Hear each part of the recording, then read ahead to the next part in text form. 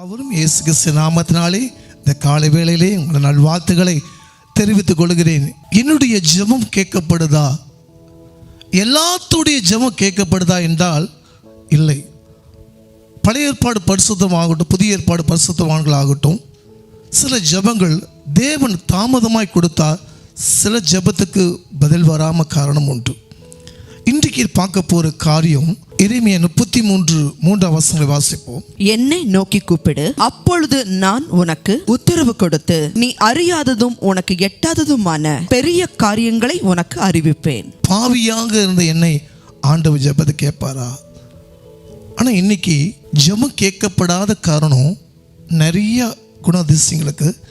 அது 3 காரியங்கள் சொல்லி நான் சீக்கிரமாக கடந்து போகிறேன்.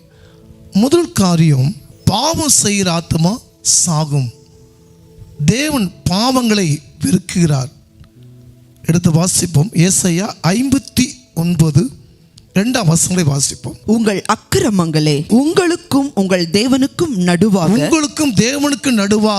பிரிவினை உண்டாக்குகிறது. உங்கள் பாவங்களே அவர் உங்களுக்கு செவி கொடாதபடிக்கு அவருடைய முகத்தை உங்களுக்கு மறைக்கிறது. ஆதியில நம்ம ஜெபித்த இயேசு நம்ம பக்கத்தில் தான் நிற்கிறார் வச்சுக்கோங்களேன். நம்ம பாவம் செய்யும் போது, அசுத்தமான பாவங்கள் செய்யும் போது நம்ம பாவம் தேவனுடைய முகத்தை மூடப்படுகிறது. அப்போ பதிலும் நம்மளுக்கு வராது.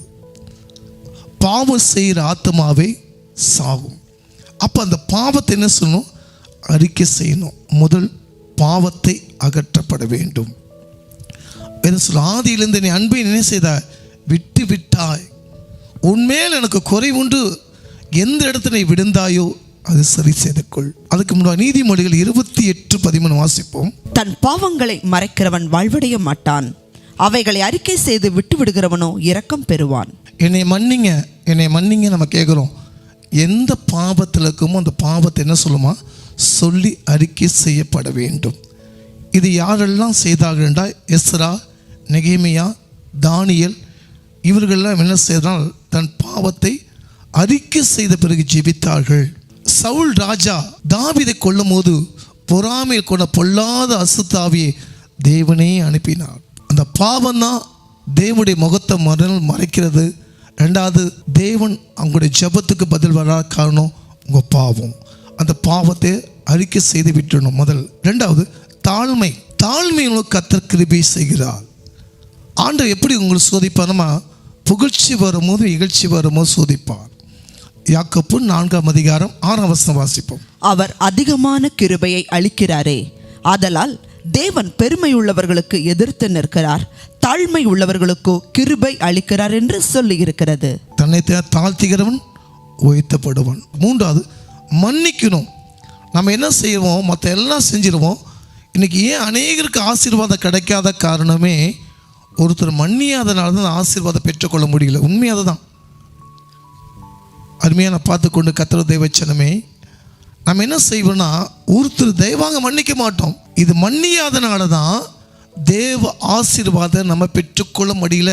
உன்னை நேசிப்ப பிறரை என்ன பண்ணுவேன்? நேசிப்பாயாக வேதம் சொல்கிறது.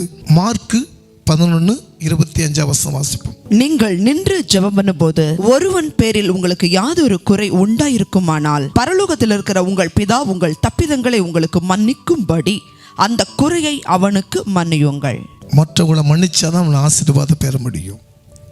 அப்போ இந்த 3 குண அதிசயங்களை மாற்றினாதான் உங்களுக்கு தேவன் ஜெபத்துக்கு பதில் தருவார். முதல், பாவங்களை அகற்றப்பட வேண்டும். ரெண்டாவது, தாழ்மையுள்ள இருக்கணும். மூன்றாவது, மன்னிக்கணும். அப்போ தான் கர்த்தர் உங்கள் ஜெபத்துக்கு பதில் கொடுப்பார். கண்களை போட்டு நம்ம ஜெயிப்போம். ஜெபங்களுக்கு பதில் வராத தாமதம் ஏன்? என்னை நோக்கி கூப்பிடு. யோவான் 14:14 நாமத்தை எதை கேட்ட தருவேன் நீங்கள் சொன்னீங்கப்பா.